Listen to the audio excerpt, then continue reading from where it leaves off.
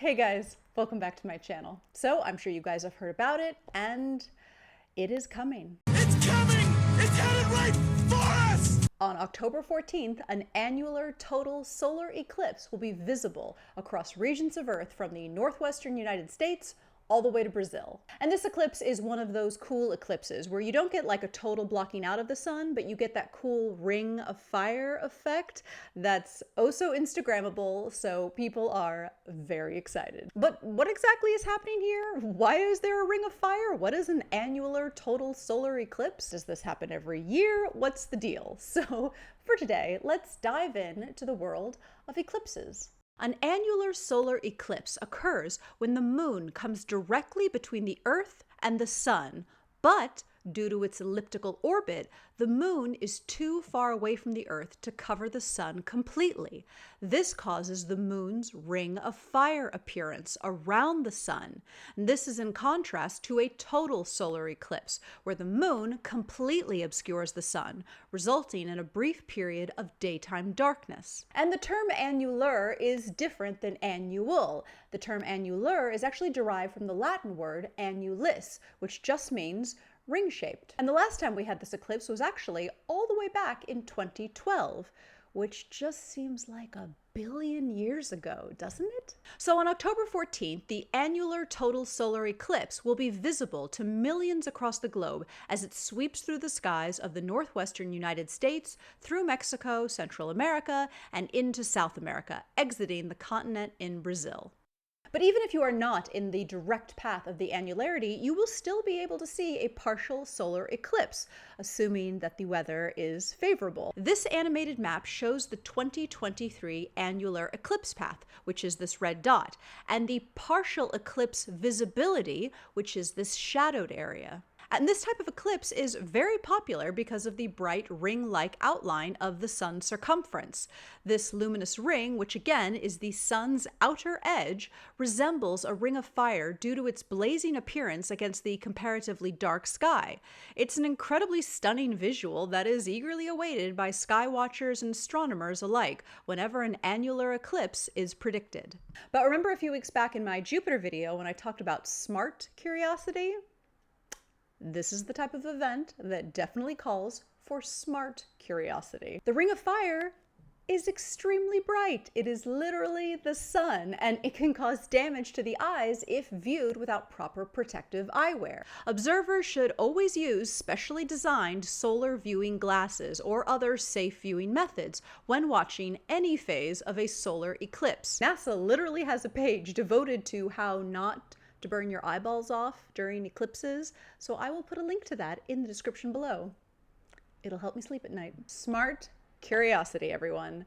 You have been warned. NASA has this conceptual animation as an example of what you might expect to see through certified solar viewing glasses or a handheld solar filter during an annular solar eclipse.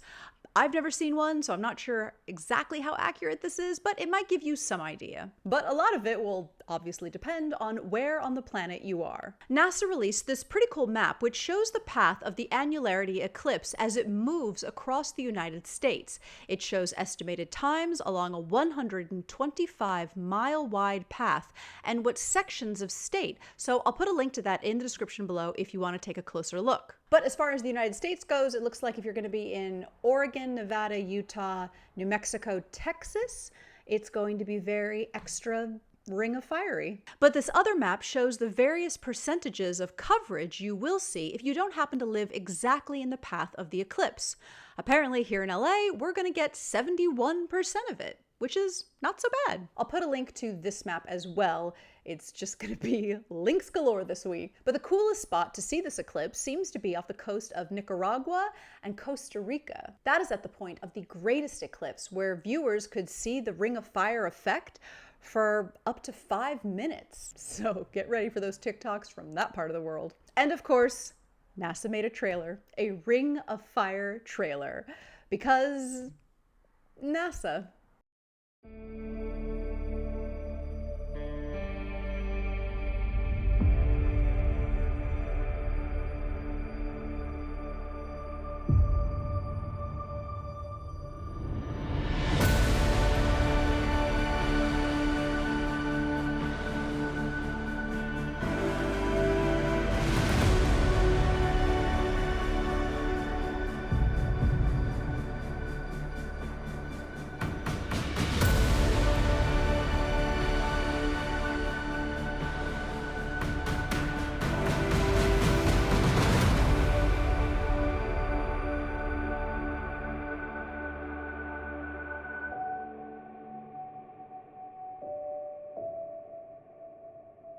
Oh, NASA dramatic trailers.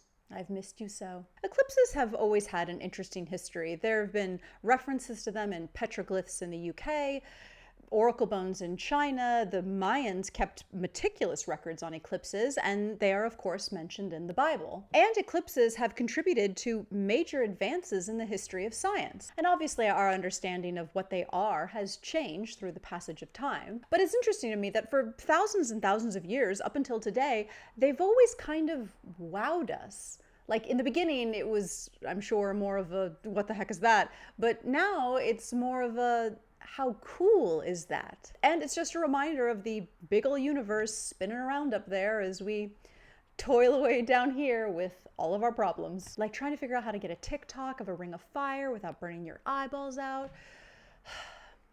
It's real tough, you guys.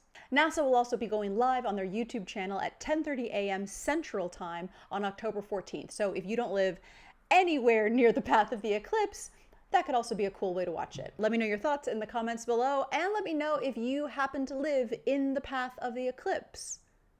Curious people want to know. Thank you so much for watching, and as always, I will see you in the next video.